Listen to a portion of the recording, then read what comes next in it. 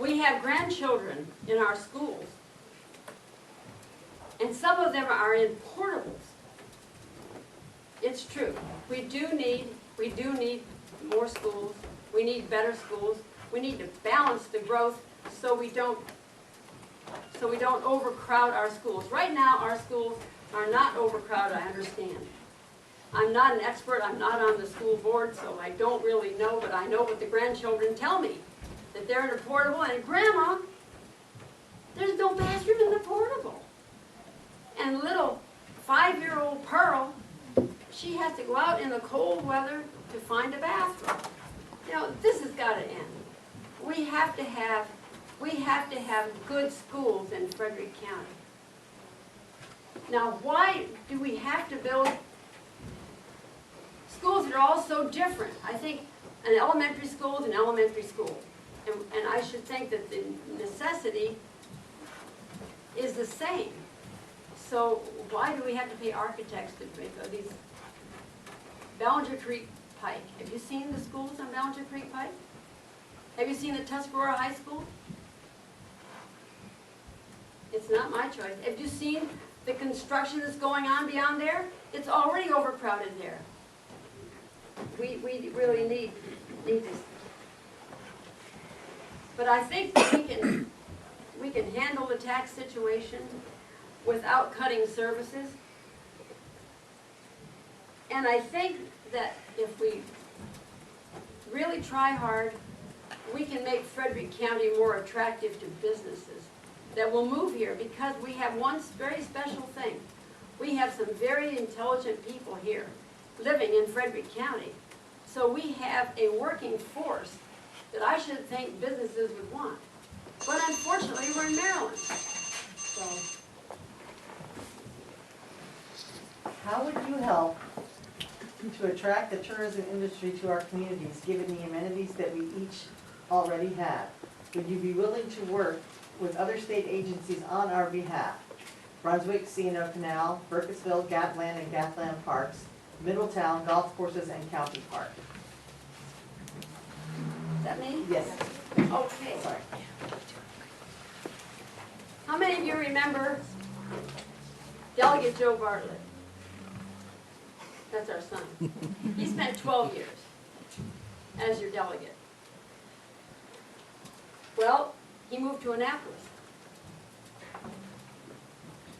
But his house, and he had a cute little cabin, he goes online and advertises that for rent, for people who want to see the historic area in Frederick County and in Boonesboro. All the wonderful areas we have so much history in this area. And this computer, it's amazing. You can go online and you can learn all kinds of things. And he keeps that cabin full most of the time by advertising to see the attractions here in Frederick County. So I think that we can do very well.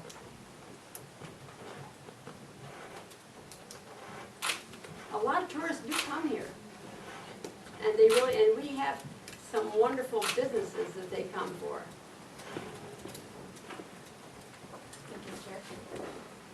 Attracting tourism to our communities. One of the big things that this area can exploit and enjoy is the bicycle tourism. It's cheap, it attracts people generally with money, and they come here to spend it and then they leave. That's a win on all parts, for small businesses, for everything involving that. The other big thing is Civil War tourism. So those are the two big areas we can try to improve. What I mentioned before concerning roads, I have an issue with roads around here, and that's the fact that we have too many shoulderless roads. Not only is that dangerous for drivers, not only is that dangerous for people trying to get their mail, not only is that dangerous for pedestrians, it makes it very difficult for bicyclists who clog up the roads, or with a hard shoulder they can get off the side of the road. That makes this whole valley an attraction for tourists when you do that. The other issue is we have to consider pulling people in for our Civil War attractions, and this valley's full of them. Burkittsville, Middletown, those are areas with prime Civil War attractions, and anything the county can do to promote that, I'm willing to be a part of. What are your thoughts on double taxation? Do you prefer the tax equity, tax differential, or a choice of either approach, depending on the municipality, in resolving the issue for our shared taxpayers? This is a pretty short answer, choice. Myersville and Frederick currently use choice, would have a differential. Everybody else uses another system, and the county at one point was considering just trying to go to one system, and I prefer the choice. So that some municipalities have a lower tax rate, a county tax rate, other municipalities just simply get a check from the county, and I think either way's fine. I do agree. We agree on that. If you live in Frederick City, your trash is collected, and you pay for it in your taxes. So therefore, the taxes in Frederick City are higher than they are in the county. Because in the county, we have to pay for our own trash collection. That's just a for instance. But I think choice is a very good. Mrs. Bartlett, state money for Rural Legacy Program has worked very well in the past to help landowners in the Burkittsville, Middletown region offset the rising temptation to develop their land instead of keeping it in agricultural status. Since this allocation of money from the state has been decreasing over the past several years, are there other ways that you can think of to help encourage property owners to join privately or publicly funded land grants in order to direct the growth to existing municipalities where the growth infrastructure is already in place?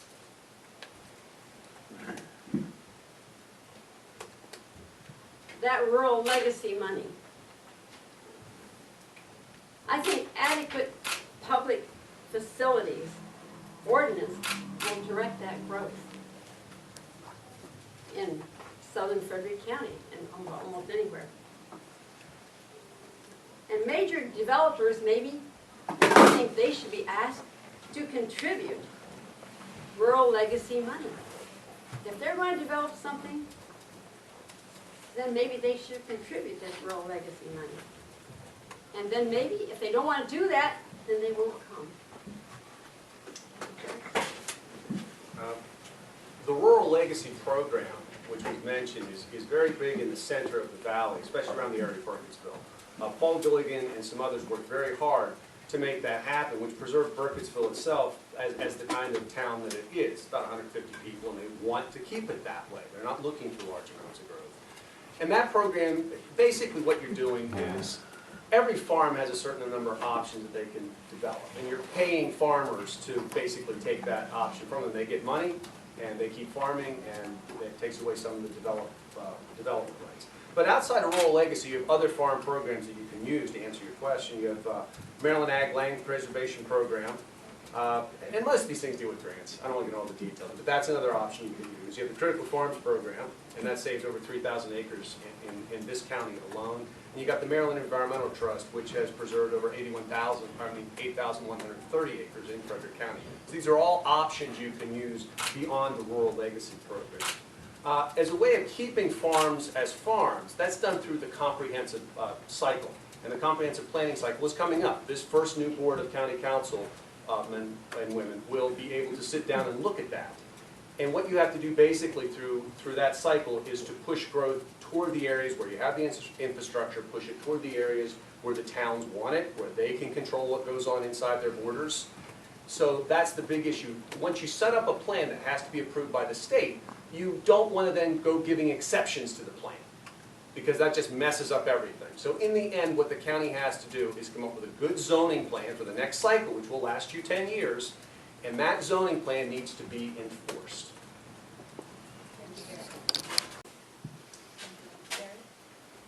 The question was, what role does the county council play in job growth here in Middletown? The one big thing we have is the Main Street program, which you all have taken advantage of, and Main Street businesses that are encouraged to come here. So that funding is an important issue. Good schools are important because people want to locate in an area where there are good schools, and you have people around and they want to come to Main Street businesses. So those are the two biggest things. Zoning is another issue. Zoning things outside, inside the town, that's all yours. And there's not a whole lot of interface with the county on that type of thing. Once you have everything zoned, once the town reaches out and says, these are our borders, if they annex anything, that's theirs. And all we can do is try to encourage growth of businesses by putting housing growth in smarter places. Those are the biggest things we can do for a place like Middletown. What we want to encourage are good jobs, clean jobs, but mostly small business jobs in a place like this. This is not an area where you want an industrial park with a large footprint that's going to mess up the area. That's really not what I think this part of the valley wants or needs until maybe down toward Brunswick there's a possibility you could do something with an industrial park in that area. But for the most part, the mid-valley area is not something that the county should do, and I would work hard to make sure that businesses are small businesses in this area and not like large industrial parks and things. Okay, next, District 1 area. And what steps would you take to either curb or facilitate growth? My opinion on growth is this. Over the last 4 years, and really a little longer than that, housing growth in the county has been fairly slow. That's not because of what the county's done, that's because of the economy. The demand just hasn't been there for it. But what the county has done has, through the zoning that they have done and what they've allowed to happen, is there's a huge pipeline of potential houses. Over 20,000 of these that are sitting out there. So it's not, right now if you say, well, how much development's in the county, it's a fairly low number. It's in the hundreds and has been in the hundreds, and almost all of that has been in the municipalities. So the growth itself hasn't been strong. The problem is when the economy picks up, you've now created this huge pipeline where growth could take off if the demand is there for it. So it's a funny question about growth, you know, is it too slow, is it too fast, what's there? That's the situation. It's fairly slow right now. But the concern is either it could go very quickly with this pipeline of people. And you do need to have some housing pipeline. I don't want to go out and downplay, you know, hit hard on people. You know, it's easy to be tough on a developer right now. But you do have to have some houses in the pipeline if you're going to attract businesses to the area. Because they have to have some place to live. But what you have right now is a huge potential number of things that could explode. And then you have to put all the infrastructure in there for it. Now, in District 1, this hasn't been a high growth area. But your tax dollars still go down to District 2 to pay for the infrastructure that's going to go in Monrovia and places like that, because it's across the board taxing here. So while we might not see the growth in the area, you're going to feel it in your pocketbook.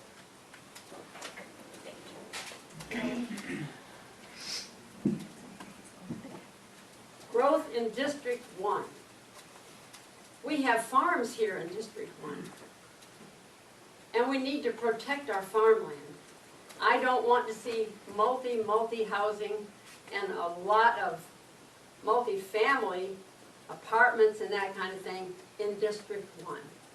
I don't think that's appropriate. The president of the Maryland Farm Bureau lives right here in District 1. We really need to protect District 1. And I would vote against a lot of new housing. Experience and understanding of government budgets and spending. I guess that's for me again. As I said, my husband spent 20 years in Washington. So we have discussed an awful lot about government spending. And believe me, the government knows how to spend money. Just give them more money and they'll spend more money. But we've been trying to cut it in Washington. And you know, about the most difficult thing you can do in Washington is to cut spending. And the same thing happens here in Frederick County. I understand that the 5 county commissioners that we've had in the past, the 4 years, when someone retires, they find that that job really, we can handle that job without that person. So they didn't really fire anyone, they just didn't replace a lot of people that retired. So therefore, the spending in Frederick County has gone down. But when I'm on the county council, I'll be having an opportunity to see the budget much more closely and to see where the spending is occurring, because that's what I really want to see. I like to see where the spending is going because I handle apartments and I am very, very tight-handed when it comes to financial spending. Assume the county executive is a member of the political party opposite of yours. Describe how you, as a legislator, plan to work with the county executive to manage the issues that will arise during this first term in a county executive and county council form of government. We have political parties that have had since the beginning of the Republic, and for good reason at the national level. There are serious philosophical differences. The state level, there are philosophical differences, and we may disagree at the county level, but honestly, is there a partisan side to trash? Is there a partisan side to roads? Is there a partisan issue? I mean, we may disagree, but it doesn't have to be partisan. So I would try to work with anybody, whoever we have for the county executive. I would work with them. Political parties, what an interesting thing. I was always voting for Beverly Byron, but I'm a Republican. Whoever the county executive will be in this new form of government we have, it won't make any difference based on what issues we have that come before us. We have to vote on the issues independently of who the county executive is. I remember you used to have to get a permit to install a dishwasher. Well, this last group of 5 men, fortunately for them, they did away with that requirement for a permit to install a dishwasher. And there were a lot of permits required for a lot of silly things that we really should not have to get a permit to do that. But I will be able to work with whoever the county executive is, and I will stand my ground. I want you to know, as a woman and a voice for the women on the county council, I will be able to see things that maybe the men won't be able to see, because we have special abilities. If so, what services would you envision being cut to make up for the loss of revenue?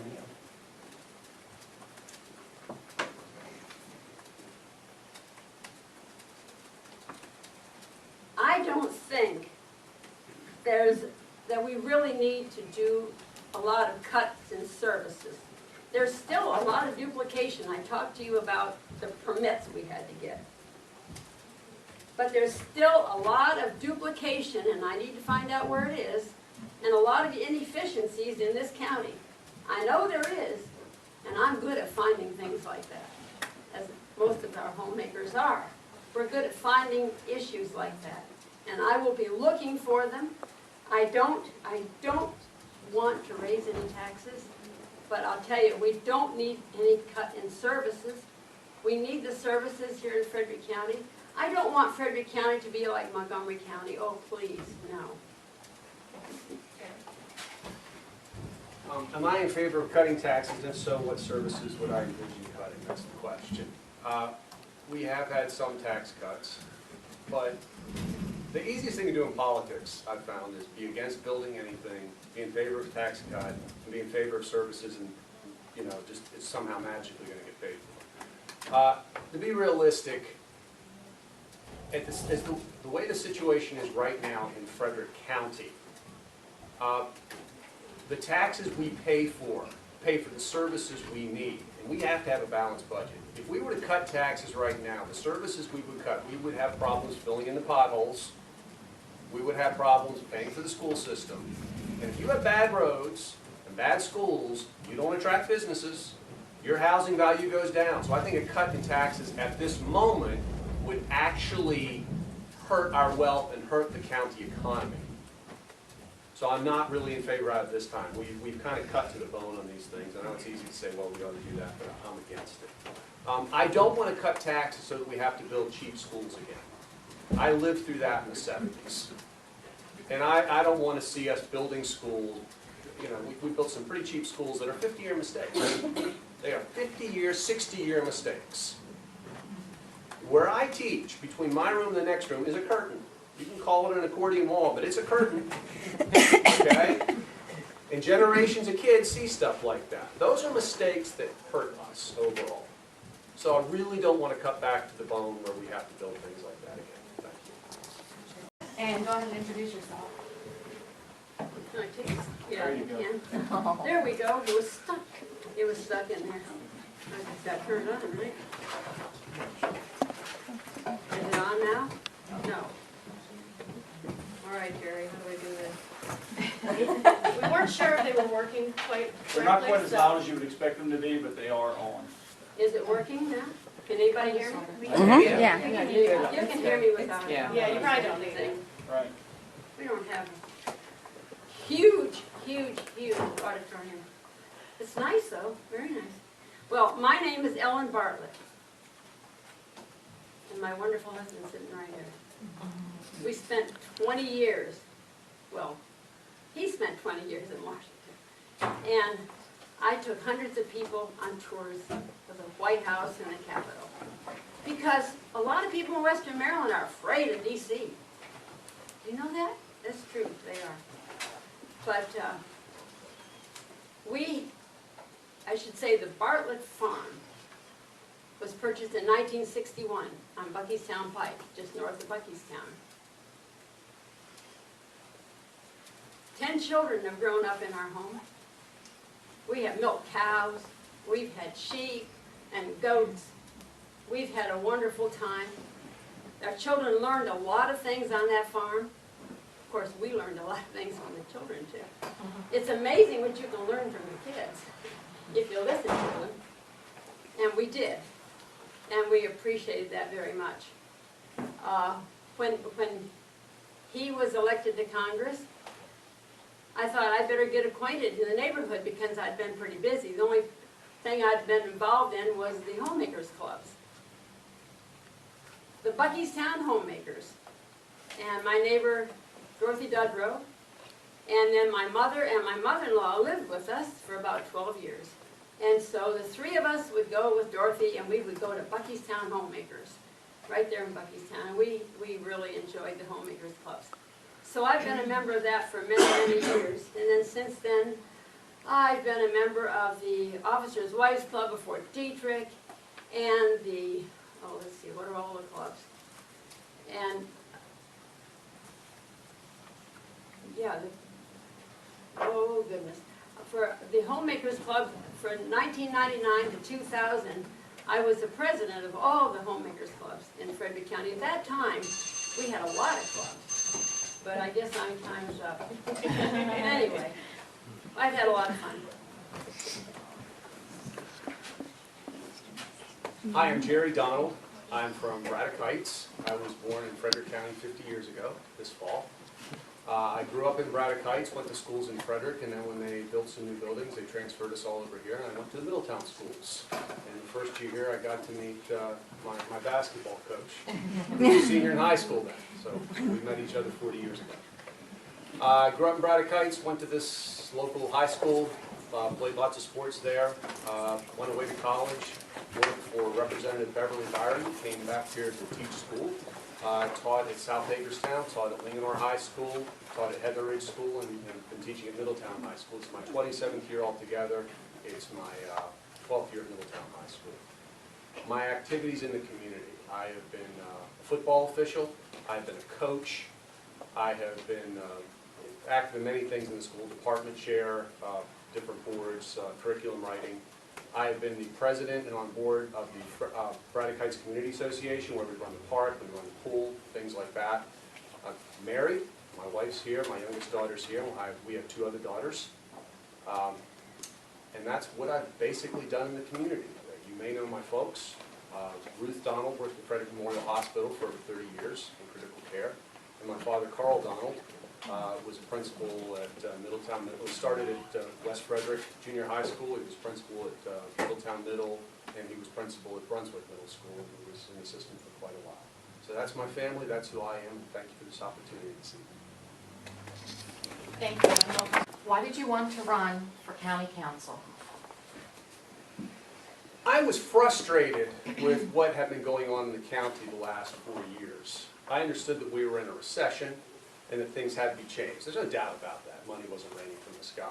But I didn't like a lot of the things that had gone on under the guise, to me, of supposedly privatization and making things tighter for the county. I didn't think were necessary. If that were true, then the county budget wouldn't have gone up as much as it did. The fire taxing wouldn't have gone up the way it did.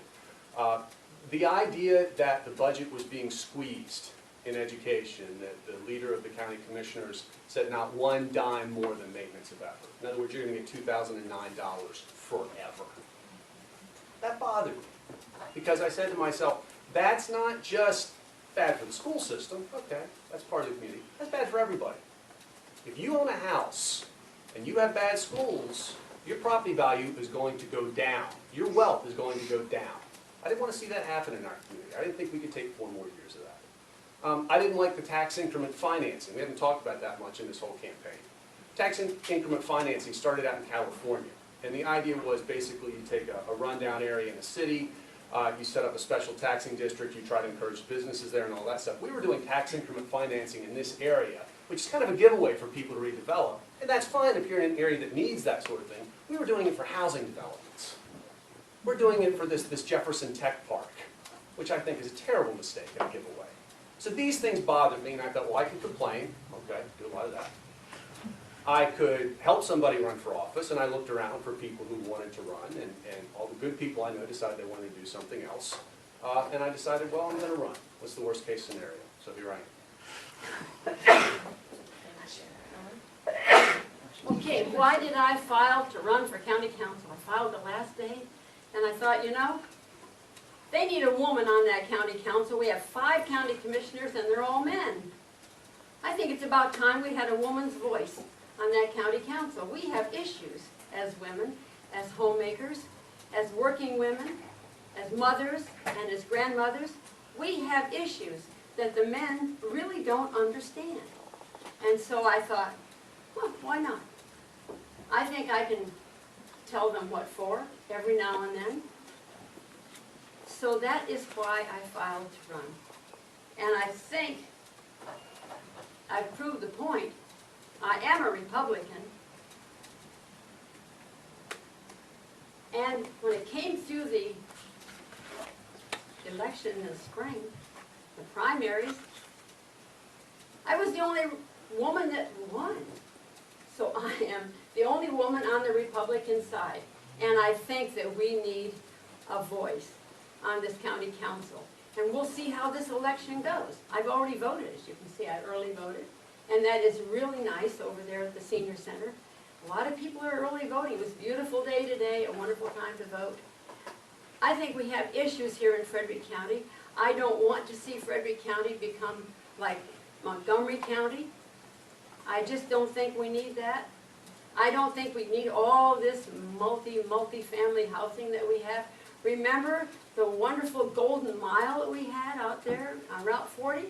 It's not so golden anymore, is it, folks? It's really not. So we need to look at this very carefully. So that's why I filed. Thank you. Like ours often need the assistance of Frederick County for economic incentives for businesses to locate in our towns. What role do you see Frederick County playing in helping create economic opportunity for job growth? Job growth is very important. We need businesses here. But we are in the state of Maryland, you must understand. The taxes are high in Maryland. When people reach retirement age, where do they go? They move to Virginia or to Pennsylvania or West Virginia. They move out of Maryland because our taxes are too high in Maryland when you're retired. We chose not to leave Maryland. I think Maryland's a beautiful state, and Frederick County especially is a beautiful, beautiful area. And we need to keep it beautiful. We have beautiful farms. We have so many things here. And businesses, there's no reason that we have online now. How many of you have a computer? Let me see your hand. How many have a computer? You have a cell phone. You have a computer in your cell phone, right? Why do we need all these buildings? Our youngest son got his doctorate degree at Carnegie Mellon. He works online. He works for a business down in Tennessee, but he works online. And we can do a lot of that here in Frederick County. And we don't need a lot of infrastructure for all, even the government offices can allow a lot of people to work online. Recycle. We have chickens. Now, don't be shocked. We live on a farm in the country, and we have chickens. And when I have leftover food, you know where it goes? It does not go into the garbage. It does not go into the trash. It goes to the chickens, and they make eggs out of it. And it's wonderful, and we eat the eggs. So reduce, reuse, recycle. And in southern Frederick County, we have a lot of farmers and a lot of chickens. And did you know that it is legal to have chickens in southern Frederick County? It is legal. And chickens are really pretty. Some of them are so cute. Have you seen a little silky? Oh, they're beautiful chickens. They're really beautiful. But how would we like it if Virginia was hauling trash into Maryland and put it in our valleys? How would we like it if Pennsylvania came and hauled trash and put it in Frederick County valleys? We wouldn't like that much. How many of you have been over to the landfill? I shouldn't call it a landfill. It is called, where you take your trash and they what is it? Transfer station. Transfer station. There you go. The transfer station. How many? Raise your hand. Have you been to a transfer station? So you've seen what happens. Have you seen what they put over there? Things that should not be there. A lot of things can be recycled. Have you been over in Wrights Ford Road where they have the recycling place? You can recycle a lot of things over there. We are just coming upon our last question for the evening, so if you've prepared any questions in the audience, we'll take about 10 minutes or three questions or so from you as audience members. Mrs. Bartlett, do you think that water and sewer rates should be funded through an enterprise fund? And if so, do you believe that rates must be set to meet or exceed the overall expenses?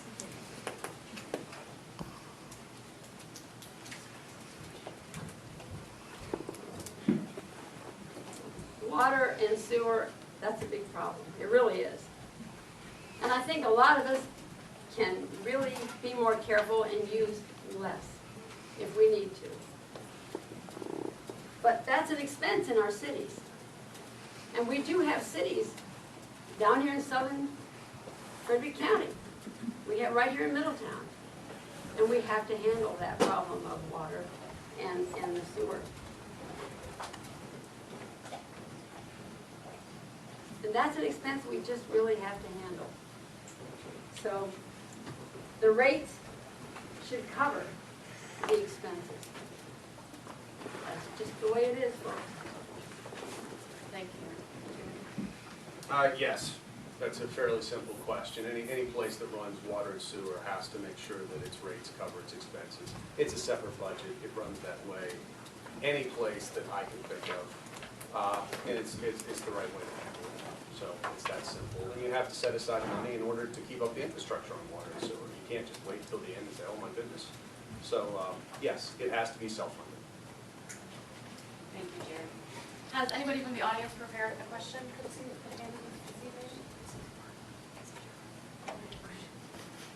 Going once? Thank you so much to each of you for being here this evening. We'll take a 1 minute for closing remarks from each of you. Mrs. Bartlett, if you'd like to start. All right, in closing, I just want you to understand that we need a woman's voice on this county council, ladies. We need grandmothers and great-grandmothers. We need mothers. We need working women. We need a voice. There are issues that we have. And so, please, give me an opportunity to go in there with these men. I don't know if I'll get another woman to come with me or not. But if we don't, and if I end up the only woman on that county council, you can bet you're going to hear from me. Thank you. Jerry. First, I'd like to thank everyone for coming out tonight and watching this. You are the select few, honestly, who really want to know about what's going on in the county and what the candidates have to say.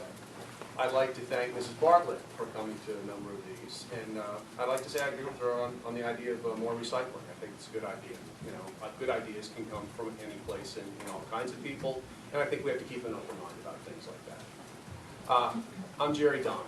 I live in this community.